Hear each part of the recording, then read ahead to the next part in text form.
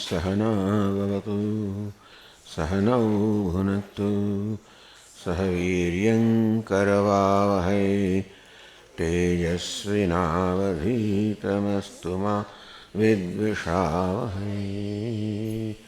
ॐ शान्ति शान्ति शान्तिः। ॐ पूर्णमदः पूर्णमिदं पूर्णात् पूर्णमुदच्यते पूर्णस्य पूर्णमादाय पूर्णमेवावशिष्यते। ॐ शान्ति शान्ति शान्तिः। श्रुतिस्मृतिपुराणानाम् आलयं करुणालयं नमामि भगवत्पादं शङ्करं लोकशङ्करं शङ्करं शङ्कराचार्यं केशवं बादरायणं सूत्रभाष्यकृतौ वन्दे भगवन्तौ पुनः पुनः। ईश्वरो गुरुरात्मेति मूर्तिभेदविभागिने व्योमवद्व्याप्तदेहाय दक्षिणा। ॐ पार्थाय प्रतिबोधितां भगवता नारायणेन स्वयं व्यासेन ग्रथितां पुराणमुनिना मध्ये महाभारतम् अद्वैतामृतवर्षिणीं भगवतीम् अष्टादशाध्यायिनीम् अम्ब त्वामनुसन्दधामि भगवद्गीते भवद्वेषिणीम्। यं ब्रह्मा वरुणेन्द्ररुद्रमरुतः स्तुन्वन्ति दिव्यैस्तवैः वेदैः साङ्गपदक्रमोपनिषदैः गायन्ति यं सामगाः ध्यानावस्थिततद्गतेन मनसा पश्यन्ति यं योगिनः यस्यान्तन्न विदुःसुरासुरगणाः देवाय तस्मै नमः।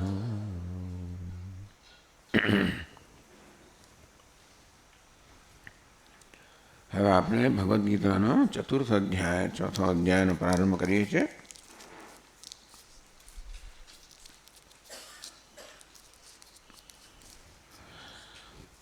पूर्वाभ्याम अध्यायाभ्याम निष्ठाद्वयम् आत्मनः योगस्य गीतत्वात्.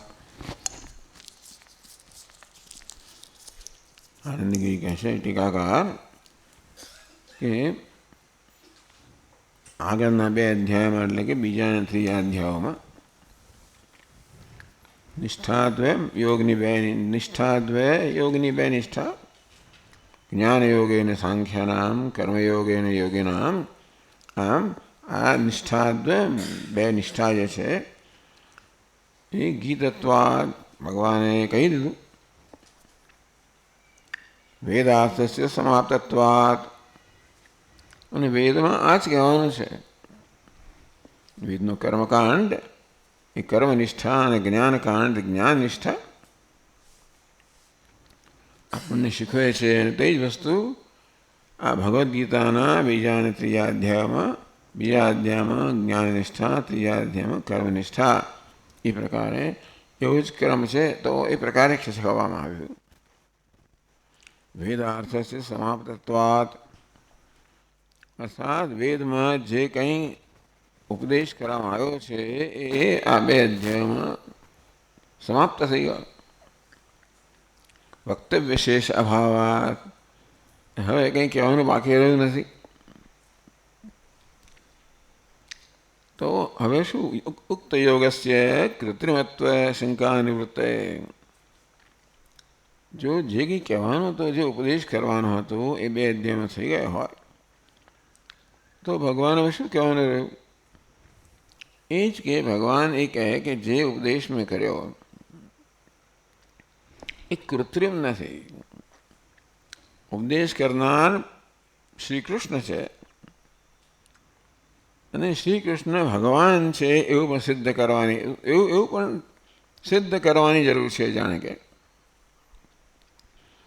જેથી ભગવદ્ ગીતા એના પ્રામાણ્યમાં કોઈ પ્રકારની શંકા ન રહે. ભગવદ્ ગીતા પ્રમાણ ગ્રંથ છે એટલા માટે કે સર્વજ્ઞ ભગવાન વડે ઉપદેશ આવેલો છે. ભગવાન સર્વજ્ઞ છે એટલે વેદનો ઉપદેશ કરનાર જે ઈશ્વર છે એ જ વાસ્તવમાં ભગવદ્ ગીતાનો ઉપદેશ કરનાર ભગવાન કૃષ્ણ છે. તો જેવી રીતે વેદને આપણે પ્રમાણ તરીકે સ્વીકારીએ છીએ, કારણ કે એ ઈશ્વર પ્રોક્ત છે, ઈશ્વર સર્વજ્ઞ છે અને સૌનો હિતેચ્છુ છે, માટે ઈશ્વરના કહેવામાં કોઈ પ્રકારના દોષની શંકા ન થાય. તો તે જ ઈશ્વરે શ્રી કૃષ્ણના રૂપમાં ભગવદ્ ગીતાનો ઉપદેશ કર્યો છે.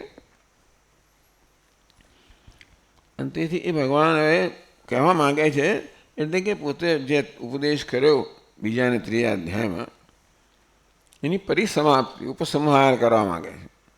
કે જે કહેવાનું તો કહી દીધું છે અને એમાં આપણે શ્રદ્ધા જન્મે એટલા માટે આ કહેનાર કોણ છે એવું ભગવાન કહેવા માગે છે. ઉક્ત યોગસ્ય કૃત્રિમત્વ શંકા નિવૃત્તે. આ યોગ કૃત્રિમ પ્રામાણિક નથી, અંગ્રેજીમાં કે ઓથેન્ટિક નથી, પ્રામાણિક નથી એવું કદાચ કોઈ શંકા કરે કે આનો ઉપદેશ કરનાર તો શ્રી કૃષ્ણ છે, એ તો મનુષ્ય છે. અને તેથી કેવી રીતે આપણે ભગવદ્ ગીતાને પ્રામાણિક ગ્રંથ ગણીએ? તો એ કૃત્રિમત્વ, એ કૃત્રિમ છે એવી શંકા નિવૃત્ત કરવા માટે વંશ કથન પૂર્વિકા, આ જે યોગ ભગવદ્ ગીતામાં ઉપદેશાયેલો છે એ તો અનાદિકાળથી થયેલો ઉપદેશ જ છે, એક વસ્તુ. અને બીજું એ છે કે ઉપદેશ કરનાર ભગવાન સ્વયં છે. આ બે વસ્તુ દ્વારા આ ભગવદ્ ગીતા છે એનું પ્રામાણ્ય સિદ્ધ કરે છે. તો કહે છે અથ ચતુર્થોધ્યાય શ્રી ભગવાનુવાચ ઇમં વિવસ્વતે યોગમ પ્રોક્તવાનહમવ્યયમ વિવસ્વાન્મનવે પ્રાહ મનુરીક્ષ્વા કવે બ્રવીત.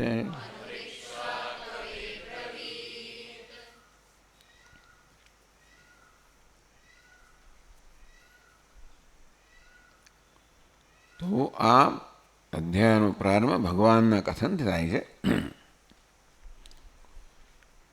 એ કથન વિશે આપણને ભૂમિકા આપતા ભાષ્યકાર કહે છે ભાષ્યમાં, યોયમ યોગ અધ્યાયદ્વયેન ઉક્ત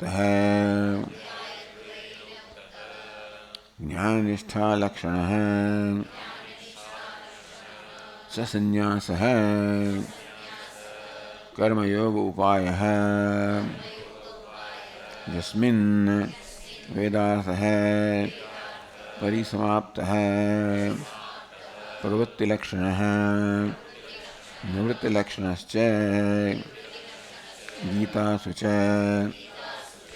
सर्वासु अयमेव योगो विवक्षितः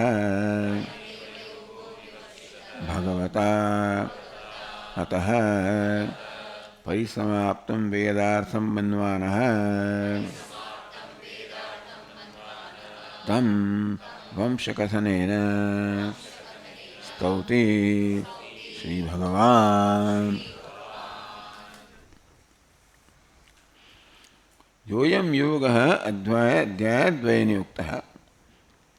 જે યોગ આગળના બે અધ્યાયમાં બીજા અને ત્રીજા અધ્યાયમાં કહેવામાં આવ્યો. તો કયો યોગ કહેવામાં આવ્યો? જ્ઞાન નિષ્ઠા લક્ષણ સસન્યાસ. મુખ્ય તો જ્ઞાન નિષ્ઠા એ મુખ્ય યોગ છે. સસન્યાસ સંન્યાસ સહિત, એટલે કે સંન્યાસ ઉપદેશ પણ કરવામાં આવ્યો સ્થિતપ્રજ્ઞના વર્ણન દ્વારા ટૂંકમાં એમ કહેવામાં આવ્યું કે જ્ઞાનમાં નિષ્ઠા પ્રાપ્ત કરવા માટે માણસે બીજી બધી વસ્તુઓ નિવૃત્ત થઈ જવું જોઈએ. અંતેથી એણે સંન્યાસ ગ્રહણ કરવો જોઈએ, જેથી એની કોઈ પ્રકારની જવાબદારી ન હોય અને પોતાનું ધ્યાન સંપૂર્ણ રીતે જ્ઞાન નિષ્ઠામાં કેન્દ્રિત કરી શકે.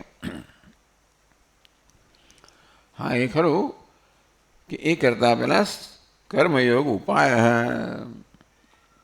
આમ જ્ઞાનમાં નિષ્ઠા થવા માટે જે પ્રકારની માનસિક સ્થિતિ જોઈએ, જ્ઞાન પ્રાપ્ત કરવા માટે અને નિષ્ઠા પ્રાપ્ત કરવા માટે એને આપણે અંતઃકરણ શુદ્ધિ કહીએ, એવી માનસિક સ્થિતિ પ્રાપ્ત થાય તો જ્ઞાન પ્રાપ્ત થાય અને જ્ઞાનમાં નિષ્ઠા પ્રાપ્ત થાય.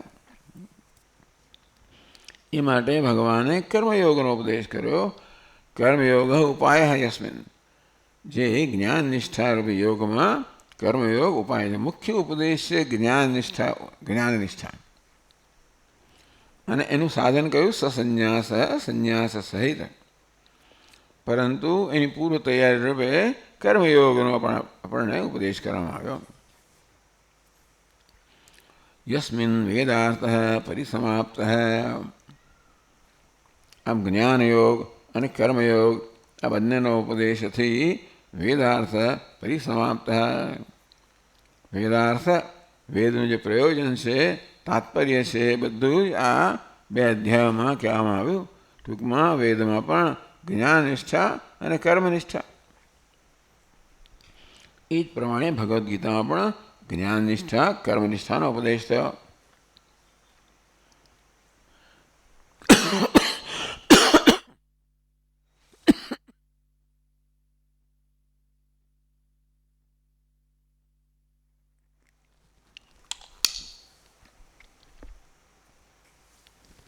પ્રવૃત્તિ લક્ષણ, કર્મયોગ પ્રવૃત્તિ લક્ષણ છે, જ્ઞાનયોગ નિવૃત્તિ લક્ષણ છે.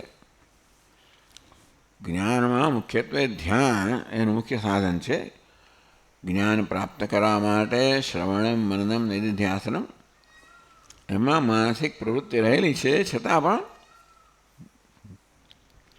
બધા પ્રકારના કર્મનો, બધા પ્રકારની ફરજોનો ત્યાં ત્યાગ કરવામાં આવ્યો છે. અને તો જ સાધક પોતાનું ધ્યાન સંપૂર્ણ રીતે જ્ઞાન નિષ્ઠામાં કેન્દ્રિત કરી શકે. એટલે એ નિવૃત્તિ લક્ષણ, પણ એને માટેની યોગ્યતા પ્રાપ્ત કરવા માટે, અંતઃકરણ શુદ્ધિ પ્રાપ્ત કરવા માટે કર્મયોગ જે પ્રવૃત્તિનું લક્ષણ છે, પ્રવૃત્તિ લક્ષણ. આ પ્રવૃત્તિ લક્ષણ, કર્મયોગ, નિવૃત્તિ લક્ષણ, જ્ઞાનયોગ, જ્ઞાન નિષ્ઠા એનો ઉપદેશ આગળના 2 અધ્યાયોમાં કરવામાં આવ્યો.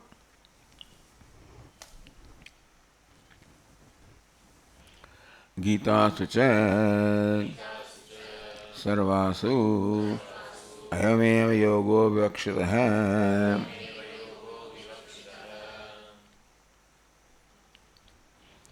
તો સર્વાસુ ગીતાસુ, સમગ્ર ગીતાની અંદર પણ આ જ્ઞાનયોગ અને કર્મયોગ એ વિવક્ષિત. ભગવાન વિવક્ષા કહો, કહેવાની ઈચ્છા કહો, એટલે ભગવાન સમગ્ર ગીતામાં આ કર્મયોગ અને જ્ઞાનયોગ, પ્રવૃત્તિ લક્ષણ, નિવૃત્તિ લક્ષણ ધર્મનો ઉપદેશ કરે છે. અત પરિસમાપ્તમ વેદાર્થમ મન્વાનઃ, અંતેથી વેદાર્થમ પરિસમાપ્તમ મન્વાનઃ, વેદમાં જે કંઈ કહેવાનું પ્રયોજન છે, પ્રયોજન કહેવાય ગયું. એટલે કે બીજા અને ત્રીજા અધ્યાયમાં મળીને સમગ્ર વેદમાં જે ઉપદેશ થયો છે એ ઉપદેશ સંક્ષેપમાં કહેવાય ગયો. અતઃ પરિસમાપ્તમ વેદાર્થમ મન્વાનઃ, એ ભગવાન કહે છે, અથવા ભગવાન સમજે છે કે હવે સમગ્ર વેદાર્થ, વેદનો અર્થ છે, સમગ્ર વેદમાં જે ઉપદેશ થયો છે એ પરિસમાપ્ત થઈ ગયો આ બીજા અને ત્રીજા અધ્યાયના ઉપદેશમાં. એટલે ભગવાન ઉપસંહાર કરવા માગે છે. ટૂંકમાં અર્જુને પ્રશ્ન પૂછ્યો ના હોત તો અહીંયા જ ભગવાનનો એટલે આ ઉપદેશ પૂરો થઈ ગયો હોત. એટલે વંશ કથનેન સ્તૌતિ શ્રી ભગવાન.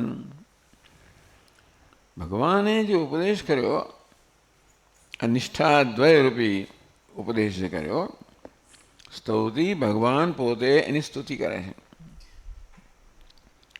સ્તુતિ શા માટે કરે?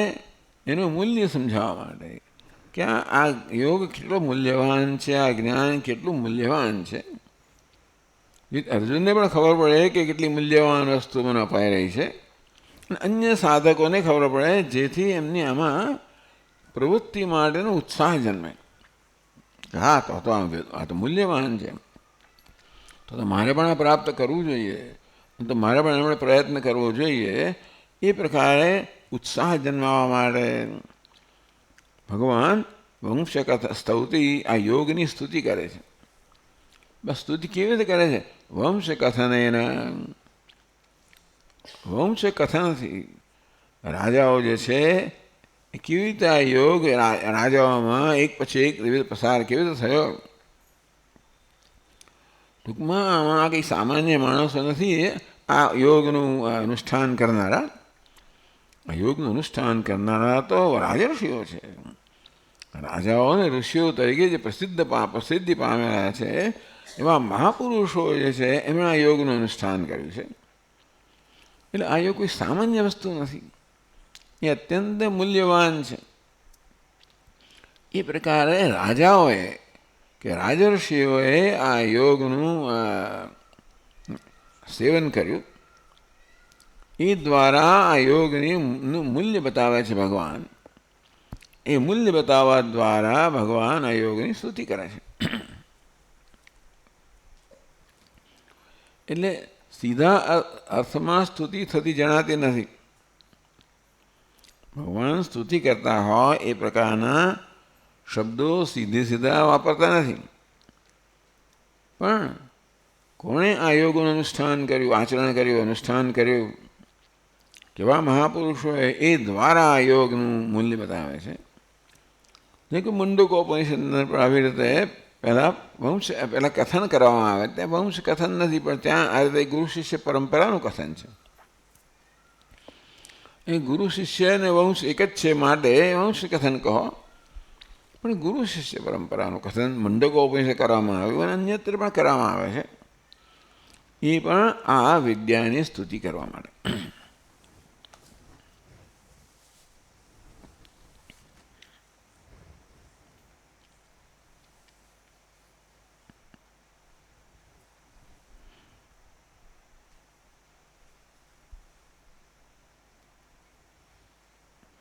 વંશકથનમ સંપ્રદાયોપન્યાસ સંપ્રદાયોપદેશશ્ચ કૃતિમત્વશંકા નિવૃત્ત્યામ યોગસ્તુતો પર્યવસ્યતિ.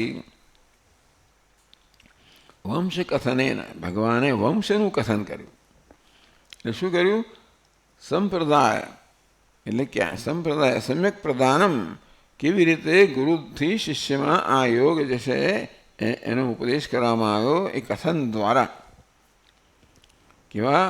તો ગુરુ શિષ્યની પરંપરા જે છે એના કથન દ્વારા, એ સંપ્રદાયના કથન દ્વારા આ પ્રકારે યોગનું અહીંયા આગળ એનું મહત્ત્વ દર્શાવવામાં આવ્યું. એટલે વંશના કથન દ્વારા જ આ યોગની સ્તુતિ થઈ. વંશ કથનેન સ્તૌતિ ભગવાન શ્રી ભગવાન. વંશના કથન દ્વારા જ આ યોગ છે એની ભગવાન સ્તુતિ કરી રહ્યા છે.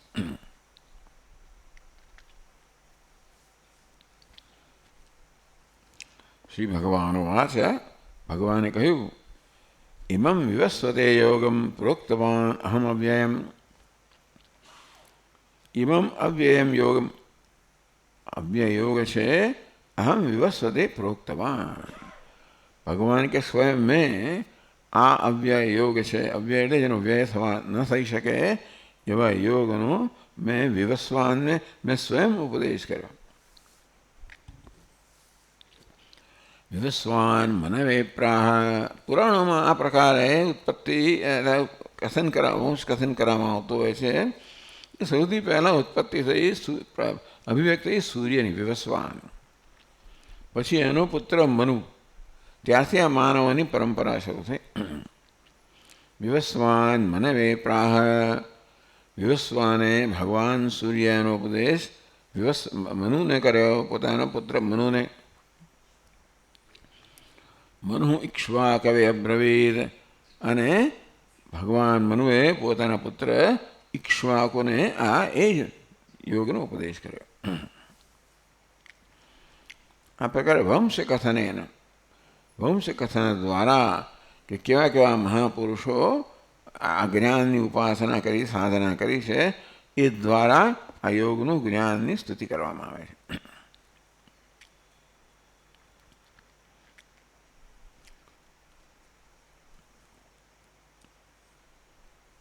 ઇવમ અવ્યયમ યોગમ અહમ વિવસ્વતે પ્રોક્તવાન. ભગવાને કહે છે પહેલા શ્લોકમાં કે અવ્યય યોગ છે, મેં પહેલાં વિવસ્વાનને ઉપદેશ કર્યો. વિવસ્વાન મનવે પ્રાહ, વિવસ્વાન એટલે સૂર્યએ પોતાના પુત્ર મનુને ઉપદેશ કર્યો.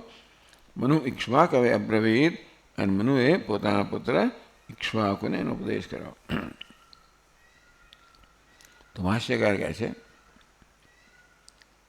ઇમમ અધ્યાયદ્વયેન ઉક્તમ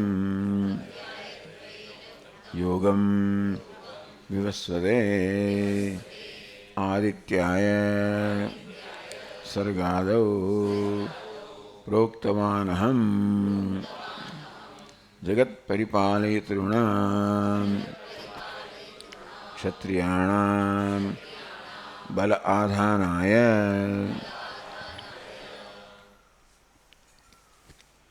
ઇમમ એટલે આ એવું સર્વનામ કોને વપરાય? જે આપણી સમક્ષ હોય એના માટે કહેવાય. તો આ કયો? આ યોગ જે આપણી સમક્ષ છે એટલે કહ્યું અધ્યાય દ્વયન ઉક્તમ યોગમ. આમ આ એ ભગવાનના મનમાં છે. આ પણ આપણે માટે આ એટલે શું કે આગળના 2 અધ્યાયમાં જેનો ઉપદેશ કરવામાં આવ્યો એ યોગ.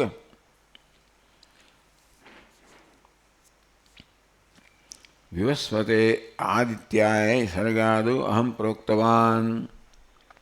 વિવસ્વાન એ આદિત્યનું બીજું નામ છે. આદિત્ય કહો, સૂર્ય કહો, વિવસ્વાન કહો, ભગવાન કે મેં સ્વયં એને ઉપદેશ કર્યો.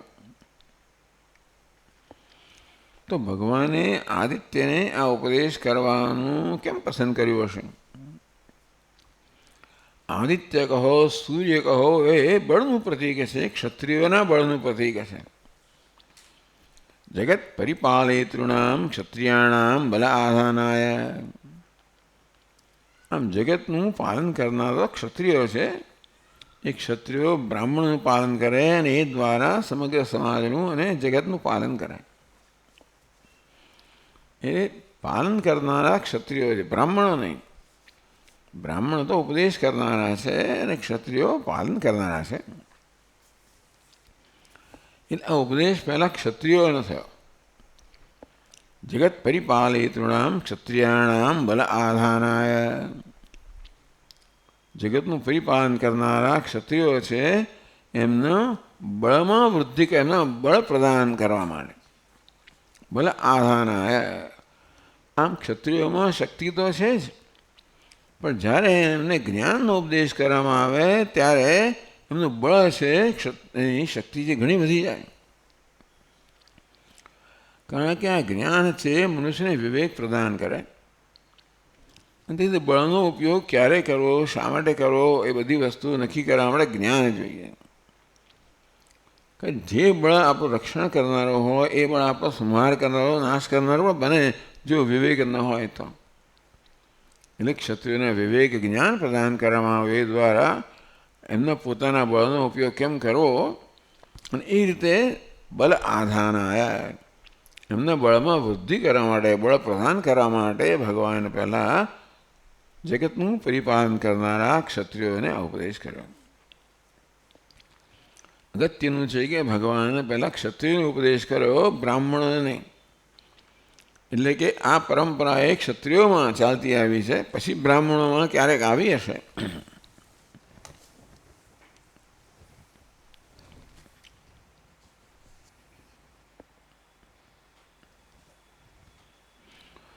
તો કેવી રીતે આ યોગનો ઉપદેશ કરવાથી આ ક્ષત્રિયો જેનું બળ જે છે કેવી રીતે બળ પ્રદાન કરવામાં આવે કહે છે તેન યોગ બલેન યુક્તા સમર્થા ભવંતી બ્રહ્મ પરિરક્ષિતુમ. બ્રહ્મ એટલે બ્રાહ્મણ. તેને યોગ બલેન યુક્તા સમર્થા ભવંતી. એટલે ક્ષત્રિયોમાં સ્નાયુનું બળ તો હોય, પણ આ યોગનું બળ જ્યારે આવે ત્યારે સ્નાયુનું બળ જે છે એનું કેમ યોગ્ય પ્રયોગ ઉપયોગ કરવો, તો એ બળ સમાજ માટે આશીર્વાદરૂપ થઈ પડે. ક્ષત્રિયોએ ઘણીવાર તો ઘણું નુકસાન પણ કરેલું છે. એટલા માટે પરશુરામજીએ અવતાર લીધો ક્ષત્રિયો 21 વાર. એટલે કોઈક સમયે ક્ષત્રિયો ખૂબ બધા ઘમંડી થઈ ગયા હતા, એ વિવેક ખોઈ બેઠા હતા અને જગતનું એક સમાજનું રક્ષણ કરવાના બદલે એ ભક્ષક થઈ ગયા હતા. એટલે ક્ષત્રિયોમાં વિવેક પ્રદાન કરવા માટે એટલા માટે જ્ઞાનનો ઉપદેશ કરવામાં આવ્યો. તેના યોગ બલેન યુક્તા સમર્થા ભવંતી. આમ જ્ઞાન કહો, યોગ કહો, આ જ્ઞાન યોગથી યુક્તા જ્ઞાન યોગ ધરાવનારા જે ક્ષત્રિયો છે બ્રહ્મ પરિરક્ષિતુમ સમર્થા ભવંતી. બ્રહ્મનું સર્વ રીતે રક્ષણ કરવા માટે આ ક્ષત્રિયો સમર્થ બને છે જ્યારે એમને આ યોગનો ઉપદેશ કરવામાં આવે છે.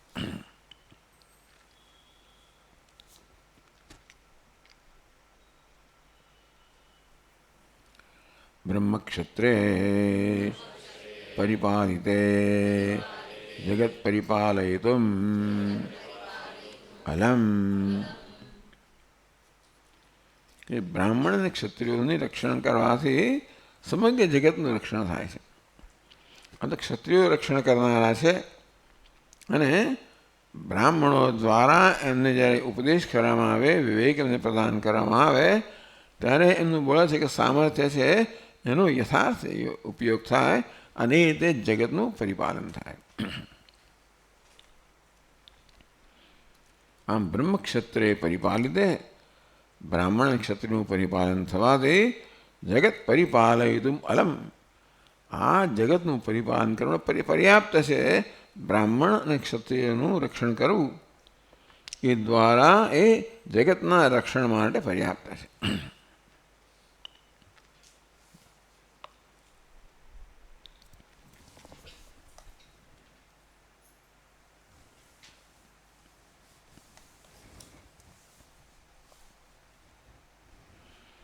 હવે આ શ્લોક સમજાવે છે ભાષ્યકાર. ઇમં વિવસ્વતે યોગમ પ્રોક્તવાન અવ્યયમ. ઇમં અવ્યયમ યોગમ અહમ વિવસ્વતે પ્રોક્તવાન. અવ્યય યોગ છે જેનો વ્યય નથી એવા યોગને મેં વિવસ્વાનને ઉપદેશ કર્યો તો સમજાવે છે. અવ્યયમ અવ્યય ફલત્વાદ. યોગને અવ્યય કયો. યોગમાં અવ્યય વસ્તુ શું છે? જ્ઞાન યોગ હોય, કર્મયોગ હોય, યોગમાં અવ્યય જેનો વ્યય થવાનો નથી તો એમાં અવ્યયતા કયા પ્રકારની છે? કહે છે કે અવ્યયમ અવ્યય ફલત્વાદ. કે આ યોગ છે કર્મયોગ ને જ્ઞાન યોગ રૂપિયા યોગ છે જે ફળ પ્રદાન કરનાર છે મોક્ષ. મોક્ષ ફળ પ્રદાન કરનારું છે અને મોક્ષ તો અવિનાશી છે.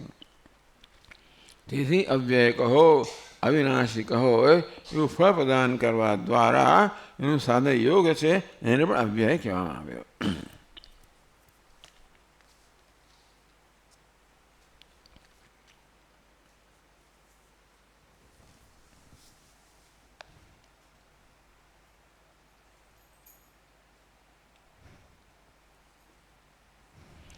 નનુ કર્મફલવત ઉક્ત યોગ ફલસ્યાપી સાધ્યત્વેન ક્ષયિષ્ણુત્વમ અનુમીયતે. તમે કર્મ કરો, કર્મનું ફળ મળે તો કર્મ મર્યાદિત છે, મળે ફળ પણ મર્યાદિત છે. અર્થાત જે કશી વસ્તુ સાધ્ય હોય પ્રયત્ન વડે સિદ્ધ કરવામાં આવે એ મર્યાદિત હોય અને વડે એનો વ્યય થાય અને વિનાશી હોય. તો તેવી રીતે આ યોગ પણ જો સાધન હોય અને એનું ફળ તો એ ફળ પણ વિનાશી હોવું જોઈએ, તો એ અવ્યય કેમ કહે છે? એટલે કહે છે અવ્યયમ અવ્યય ફલત્વાત, કારણ કે એનું ફળ જે છે એ અવ્યય છે, યોગ પણ અવ્યય છે. એ કહે છે નહીં અસ્ય સમ્યક દર્શન નિષ્ઠા લક્ષણસ્ય મોક્ષાખ્યમ ફલમ વ્યેતિ. સમ્યક દર્શન નિષ્ઠા લક્ષણસ્ય યોગસ્ય, આ યોગ કેવો છે? સમ્યક દર્શન નિષ્ઠા. છેવટે કર્મયોગ અને જ્ઞાન યોગનો ઉપદેશ કરવાનું પ્રયોજન છે કે જેથી એ ઉપદેશ પ્રાપ્ત કરનાર જો અધિકારી હોય તો એ આ જ્ઞાનમાં નિષ્ઠા પ્રાપ્ત કરે. સમ્યક દર્શન, દરેકને દર્શન તો છે જ આપણને, પણ આપણા દર્શન જે છે સમય એટલે યથાર્થ દર્શન ના હોય. આત્માનું યથાર્થ દર્શન આપણે નથી હોતું. એટલા માટે આત્મા વિશે, આપણા વિશે અનેક બધા ખ્યાલ કે ભ્રમ આપણે સેવતા હોઈએ છીએ, જેને કારણે અનેક પ્રકારનું દુઃખ આપણે માટે અને અન્ય માટે ઉત્પન્ન કરતા હોઈએ છીએ. એટલે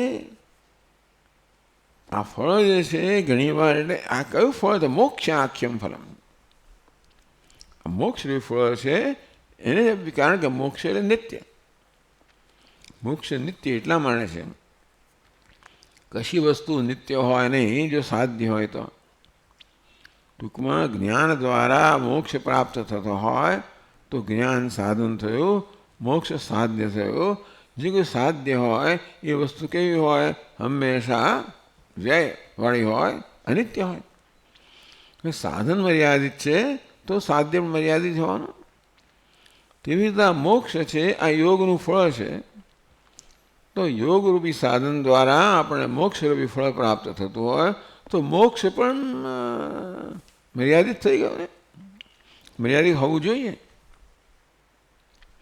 નહીં અસ્ય સમ્યક દર્શન નિષ્ઠા લક્ષણસ્ય મોક્ષાખ્યમ ફલમ વ્યેતિ. આ યોગ કેવો છે? તો કે સમ્યક દર્શન નિષ્ઠા. સમ્યક એટલે યથાર્થ, આત્માનું પરમાત્માનું જે કંઈ છે બધાયનું. એટલે જ્ઞાની પુરુષને આત્માનું યથાર્થ દર્શન હોય, તો બધી વસ્તુનું યથાર્થ દર્શન હોય અને એમાં નિષ્ઠા પ્રાપ્ત કરી હોય, એટલે સહજ થઈ ગયું હોય. આત્માનું બ્રહ્મપણું એને સહજ હોય, તેમ જગતનું બ્રહ્મપણું સહજ હોય, એને આપણે નિષ્ઠા કહીએ. એટલે પ્રયત્ન કરતાં કરતાં એક એવી સ્થિતિ આવે જ્યારે પ્રયત્નની જરૂર ન પડે. જેમ કે આપણે કોઈ મૂલ્યનું પાલન કરતા હોઈએ, જેમ કે સત્યનું, તો સત્યરૂપી મૂલ્યનું પાલન કરતાં કરતાં કરતાં એક સમય એવો આવે જ્યારે આપણે કોઈ પણ પ્રયત્ન વગર સત્ય બોલી શકીએ. પ્રારંભમાં સત્ય બોલવા માટે આપણે કંઈ ને કંઈ ભોગ આપવો પડતો હોય છે, એટલે મનમાં સંઘર્ષ જન્મતો હોય છે સત્ય બોલવા માટે, કોઈ પણ મૂલ્ય માટે. પણ ધીમે ધીમે ધીમે સત્ય બોલવાને કારણે જે આપણે લાભ થાય છે, એ લાભ જેટલો વધારે વધારે અભિવ્યક્ત બને, સ્પષ્ટ બને, તેમ જોઈએ છે કે આ સત્યથી જે લાભ થાય છે એ પછી કંઈ મેળવવાનું બાકી રહેતું જ નથી. સત્યથી જ મોક્ષ મળે છે, સત્યથી જ પરમાત્મા મળે છે, એવું જ્યારે આપણે જોઈએ ત્યારે પછી કંઈ કશું મેળવવાનું બાકી રહેતું નથી. તે રીતે આ યોગનું ફળ જે છે મોક્ષ છે, એ મોક્ષ પણ નિત્ય છે. અંતેથી આ યોગ અવ્યય છે, કારણ કે એનું ફળ મોક્ષ છે એ અવ્યય છે. સમ્યક દર્શન નિષ્ઠા લક્ષણ, આટલું જ વેદાંત આપણને કહેવાનું છે કે જે કંઈ છે એને આપણે યથાર્થ રીતે સમજીએ. સમ્યક દર્શન, યથાર્થ દર્શન.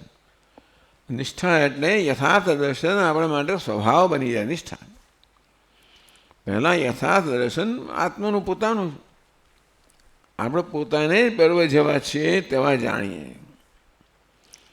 પહેલાં ત્યાંથી શરૂઆત થાય છે. એના વિશે સૌથી વધારે ભ્રમ સેવવામાં આવે છે.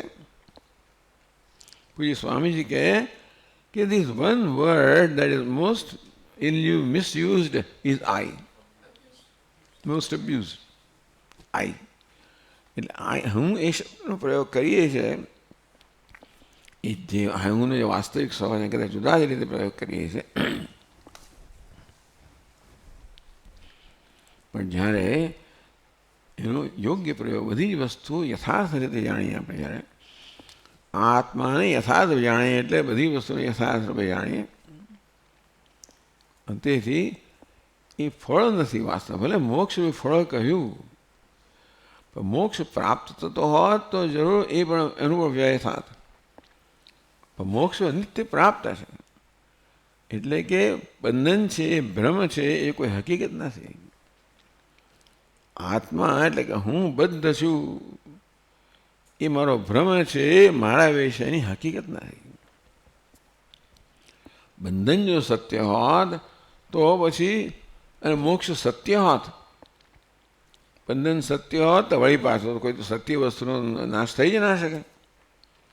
માટે બંધન છે એ ભ્રમ છે, અને મોક્ષ એટલે ભ્રમ નિવૃત્તિ. બીજું કંઈ પ્રાપ્ત કરવાનું નથી. જે ભ્રમ છે એ નિવૃત્તિરૂપ મોક્ષ છે. એટલા માટે મોક્ષનો વ્યય નથી. મોક્ષ એ વિદ્યમાન વસ્તુ છે અને એ સ્વભાવ છે. એવું હોવાને કારણે એનો વ્યય નથી. એટલે મોક્ષાખ્યમ ફલમ ન વ્યેતી. આ એક જ ફળ એવું છે જેનો વ્યય નથી, જેનો વિનાશ નથી. બાકી બધું જ ફળ. ક્ષીણે પુણ્ય મર્ત્યલોકમ વિશંતિ.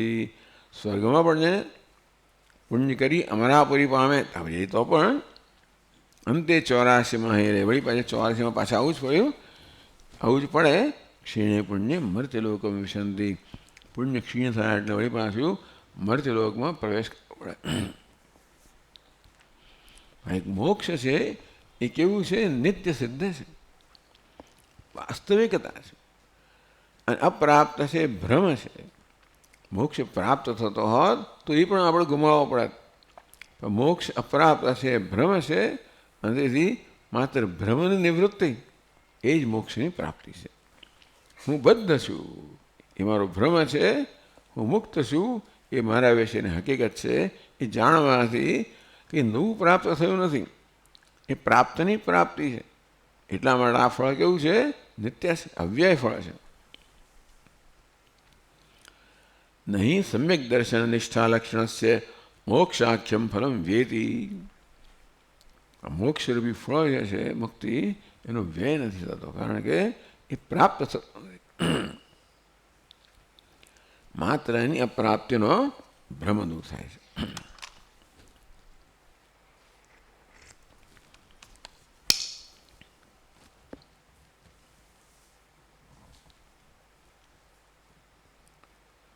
સચ વિવસ્વાન મનવે પ્રાહ મનુઃ ઇક્ષ્વાકવે સ્વપુત્રાય આદ્યરાજાય અબ્રવીદ. સચ વિવસ્વાન મનવે પ્રાહ. એ સચ વિવસ્વાન. કોઈ વિવસ્વાન? જેને ભગવાને ઉપદેશ કર્યો એ વિવસ્વાન. મનવે પ્રાહ. વિવસ્વાનનો પુત્ર છે મનુ. પ્રથમ મનુષ્ય અને તે વિવસ્વાનનો પુત્ર. એટલે વિવસ્વાને આ જ્ઞાન કે ઉપદેશ પોતાના પુત્ર મનુને કર્યો. મનુ ઇક્ષ્વાકવે અબ્રવીદ. મનુ એવા ઉપદેશ પોતાના પુત્ર ઇક્ષ્વાકુને કર્યો. ઇક્ષ્વાકુ આદિરાજા છે. એટલે કહેવામાં આવ્યું કે ઇક્ષ્વાકુ આદિરાજા, ત્યાંથી આ રાજાઓની પરંપરાનો પ્રારંભ થયો.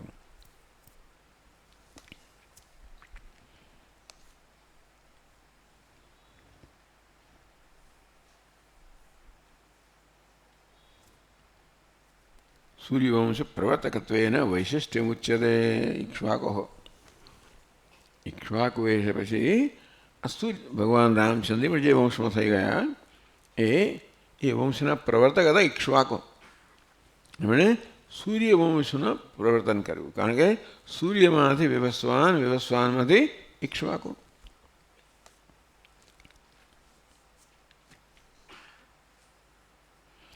એ જરા સૂર્યના વંશના હોય એટલે ગરમ હોય જરા. ભગવાન કૃષ્ણ છે એ ચંદ્રવંશના શીતળ હોય. આ જરાક બરાબર ગરમ હોય એટલે શત્રુ બત્રુને ચલાવી ના લે. ટૂંકમાં કોઈની પણ એવી ક્ષમતા નથી જે ભગવાન રામચંદ્રનો સામનો કરી શકે, કશું કરી શકે. એમણે ક્યારે ભાગ્ય ના જવું પડે, એમણે તો કંઈ ન કરવું પડે. પેલા ચાલો ગમે તે કારણસર એ ભાગી ગયા હોય, હારી ગયા હોય, બધું ત્યાં થાય, પણ અહીંયા એવું ના થાય.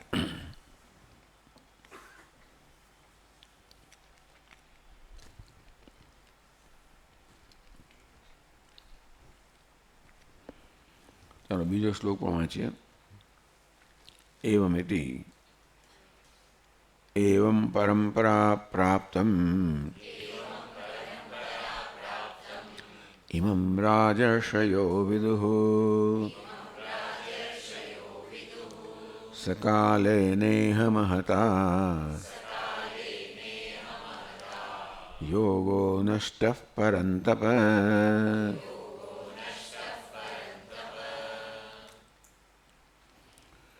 એવં પરંપરા પ્રાપ્તમ, આ પ્રકારે પરંપરાથી પ્રાપ્ત થયેલું આ જ્ઞાન. એટલે આ પરંપરાને ખૂબ મહત્વ આપવામાં આવે છે. પરંપરાગત જ્ઞાન પ્રાપ્ત હોય છે. આપકા ગુરુ કોણ હે? તેમ ઋષિકેશમાં પ્રશ્ન એ કરે કે ગુરુ કોણ છે? ટૂંકમાં કયા ગુરુના શિષ્ય છો? એ ગુરુ ટૂંકમાં જાણીતા છે, વિશ્વસનીય છે, વિદ્વાન છે, એ પછી તમારી કિંમત થાય. એટલે એક વસ્તુ ભાર મૂકવામાં આવે છે કે જ્ઞાન પરંપરાથી પ્રાપ્ત થયું હોવું જોઈએ. અને તો જ એ જ્ઞાન કહેવાય પ્રામાણિક જ્ઞાન હોય. એ પરંપરાની બધી જ કડીઓ કેવી હોય? જ્ઞાનનિષ્ઠ હોય. અને તો એ બધા અધિકારી હોય, એ અધિકારી પુરુષો કે અધિકારી ગુરુઓ પોતાના શિષ્યોને પ્રકારે જ્ઞાન પ્રદાન કરે તો એ અધિકારી હોય. એટલા માટે પરંપરાનું ખૂબ મહત્વ છે કે પરંપરાથી આ જ્ઞાન પ્રાપ્ત થયું. એટલા માટે ભગવાન આ જ્ઞાનની સ્તુતિ કરવા માટે એની પરંપરાનો ઉલ્લેખ કરે છે.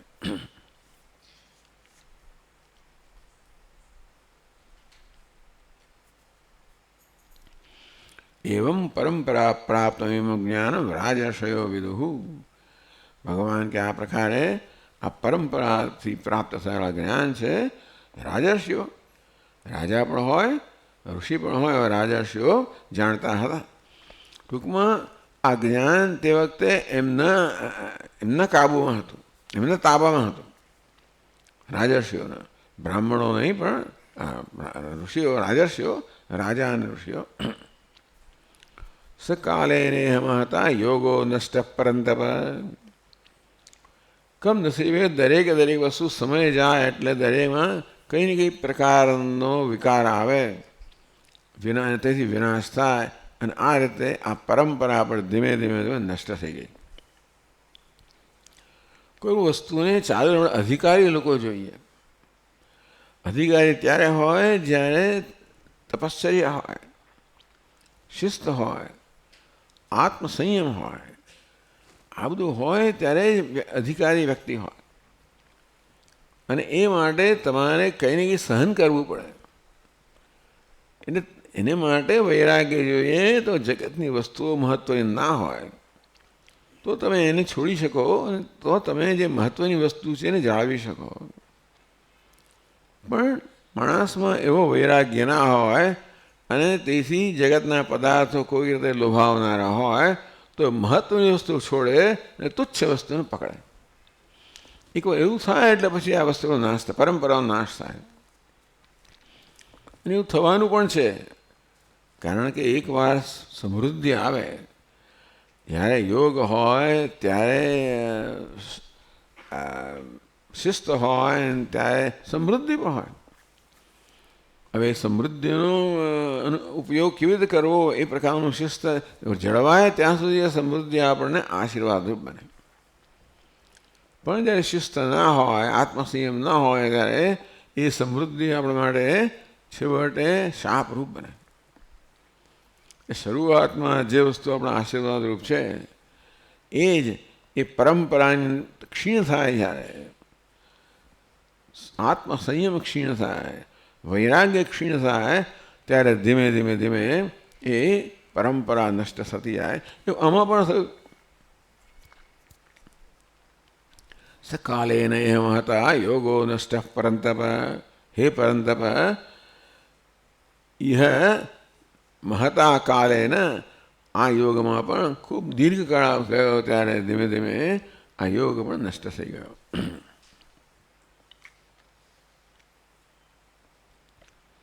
ભાષ્યકાર કહે છે, એવં ક્ષત્રિય પરંપરા પ્રાપ્તમ ઇમં રાજર્ષયઃ રાજાનશ્ચ તે ઋષયશ્ચ રાજર્ષયઃ વિદુઃ ઇમં યોગમ. એવં પરંપરા પ્રાપ્તમ. ભાષા કહે છે એવં ક્ષત્રિય પરંપરા પ્રાપ્તમ.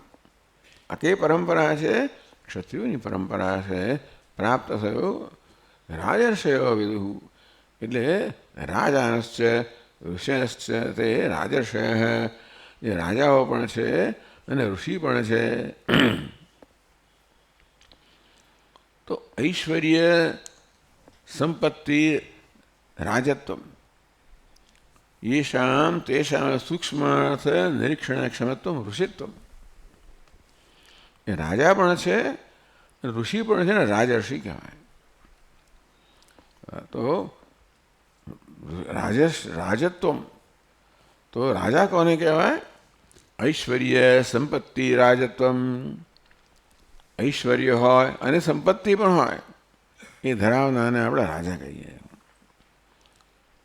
યેષામ તે, અને ઋષિ કોને કહેવાય? સૂક્ષ્માર્થ નિરીક્ષણ ક્ષમત્વ. એ સૂક્ષ્મ અર્થને સમજવા માટેની ક્ષમતા ધરાવતા હોય એને ઋષિ કહેવાય. સૂક્ષ્માર્થ નિરીક્ષણ ક્ષમત્વ. એટલે મુખ્યત્વે બધા વૈજ્ઞાનિકો વગેરે ઋષિઓ હતા. મોટાભાગની બધું જે રિસર્ચ વગેરે થયું હોય, સંશોધન વગેરે ભારતમાં અન્યત્ર પણ. એટલે આ ન્યૂટન, આ બધા લોકો ઋષિઓ જ કહેવાય. કારણ કે એ બધા દ્રષ્ટા જ હતા. તેવી રીતે ભારતની અંદર પણ આ બધા ઋષિઓ દ્રષ્ટા હતા. આ તો સર્વોત્કૃષ્ટ ઋષિઓ. આ દ્રષ્ટા એટલે શેના દ્રષ્ટા? આ તો પરમાત્મા તત્વના દ્રષ્ટા હતા. એટલે સૂક્ષ્મ અર્થ નિરીક્ષણ ક્ષમત્વ. સૂક્ષ્મ અર્થ કે સૂક્ષ્મ તત્વ હોય એનું નિરીક્ષણ કરવાની ક્ષમતા ધરાવનારા હોય એને આપણે ઋષિ કહીએ. એટલે રાજાઓ પણ હતા અને ઋષિઓ પણ હતા, રાજર્ષિઓ.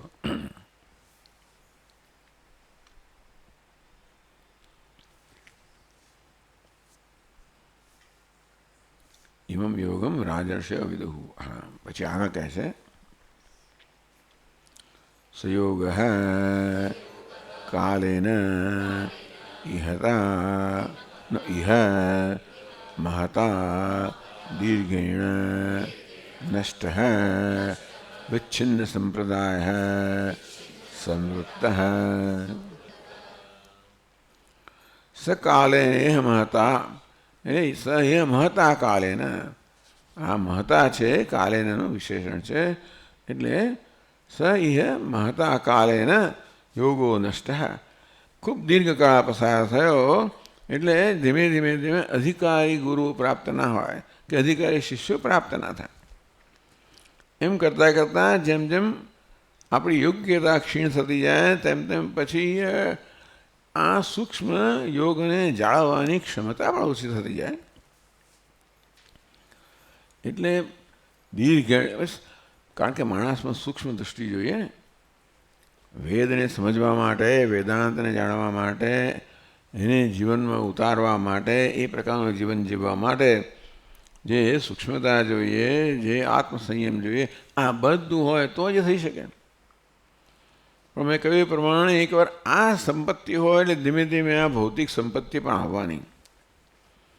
અને એટલા માટે ભૌતિક સંપત્તિ આવે એટલે ધીમે ધીમે ધીમે થોડીક શિથિલતા પણ આવે. એ શિથિલતા આવે એટલે પેલી સંપત્તિ ઘટતી જાય. અને એક એવો સમય આવે જ્યારે આપણે આ યોગ પ્રાપ્ત કરવાની કે યોગને જાળવવાની ક્ષમતા ગુમાવી જઈએ. એટલે મહતા કાલે દીર્ઘેણ નષ્ટ વિચ્છિન્ન સંપ્રદાય સમૃદ્ધ. મળે હે અર્જુન, કાળે કરીને આ યોગ નષ્ટ થયો એટલે કે સંપ્રદાયનો વિચ્છિન્ન થયો. કારણ કે અગત્યની વસ્તુ સંપ્રદાય છે. સમ્યક પ્રદાનમ, ગુરુ વડે એ જ્ઞાન શિષ્યને સાથે પ્રદાન કરવામાં આવે એવો સંપ્રદાય હોય. એ હોય ત્યાં સુધી તો આ જ્ઞાન સમાજને પ્રાપ્ત થાય. પણ એ સંપ્રદાય એ પછી અધિકારીત્વ ન હોય, યોગ્યતા ન હોય તો સમાજ પછી આ જ્ઞાન વગરનો રહી જાય.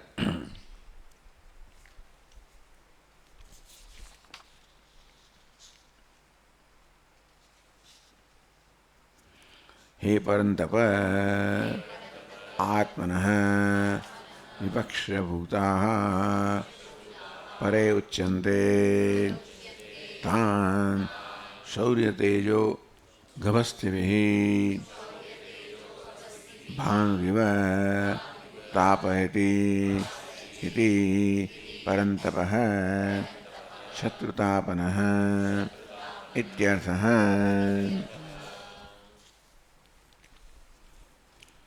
સ કાલેન મહતા યોગો નષ્ટ પરંતપ. સ યોગ ઇહ કાલેન મહતા દીર્ઘેણ નષ્ટ.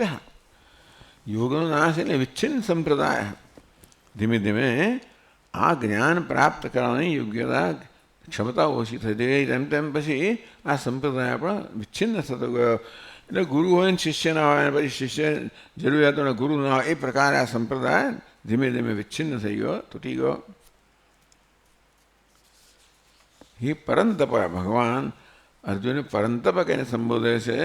અને ભાષ્યકાર કહેવા માગે છે કે પરંતપ વિશેષણ ભગવાને વાપર્યું છે એ એની જરૂરિયાત છે, યોગ્ય છે. પરંતપ, પરાંતાપયતિ પરંતપ. પર એટલે કોણ? શત્રુ. આત્મના વિપક્ષભૂતા પરે ઉચ્યંતે. પરંતપ પરંતાપયતિ, પરમને સંતપ્ત કરે છે. પરમ કોણ છે? તો કે પોતાના જે વિપક્ષ હોય, શત્રુઓ હોય એને પર કહેવામાં આવે.